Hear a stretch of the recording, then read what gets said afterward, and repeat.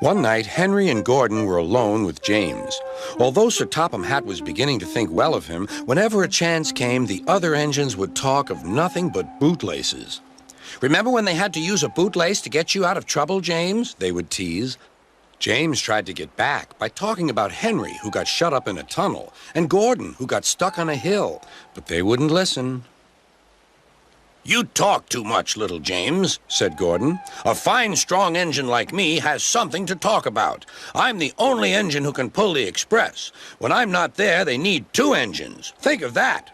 I've pulled expresses for years and have never once lost my way. I seem to know the right line by instinct." Every wise engine knows that the signalman sets the switches to make the engines run on the right tracks. But Gordon was so proud he had forgotten. "Wake up, James," said Gordon next morning. "It's time for the express. What are you doing? Odd jobs? Ah, well, we all have to begin somewhere, don't we? Run along and get my coaches. Don't be late." James went to get Gordon's coaches. They were all shining with new paint.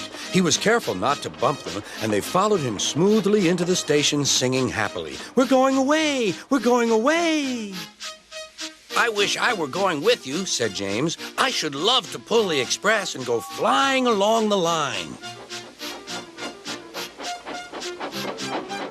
Gordon, with much noise and blowing of steam, got ready to back onto the train.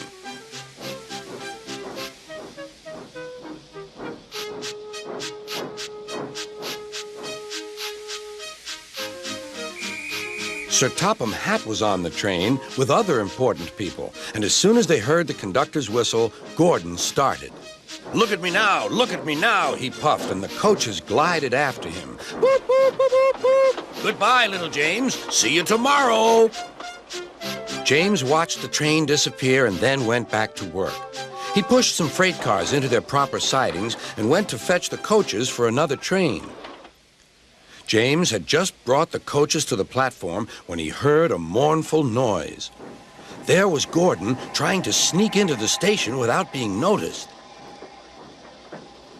"Hello, Gordon. Is it tomorrow?" Gordon didn't answer. He just let off steam feebly. "Did you lose your way, Gordon?" "No, it was lost for me. I was switched off the main line onto the loop. I had to go all round and back again." "Perhaps it was instinct," said James. All the passengers were shouting at the ticket window, "We want our money back." Sir Topham Hatt climbed onto a cart and blew the conductor's whistle so loudly that they all stopped to look at him. Then he promised them a new train at once. "Gordon can't do it. Will you pull it for us, James?" "Yes, sir. I'll try." So James was coupled on and everyone got in. "Do your best, James," said Sir Topham Hatt. Come along, puffed James. You're pulling us well, sang the coaches. Hurry, hurry, hurry, puffed James.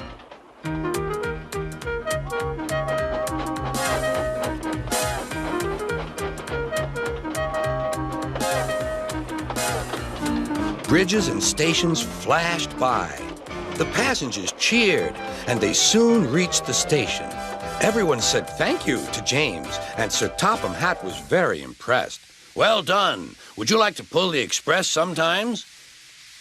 "Yes, please," answered James. Next day, when James came by, Gordon was pushing freight cars. "I like some quiet work for a change," he said. "I'm teaching these cars manners. You did well with those coaches, I hear." "Good. We'll show them." And he gave his cars a bump. James and Gordon are now good friends. James sometimes takes the express to give Gordon a rest. Gordon never talks about bootlaces, and they're both quite agreed on the subject of freight cars.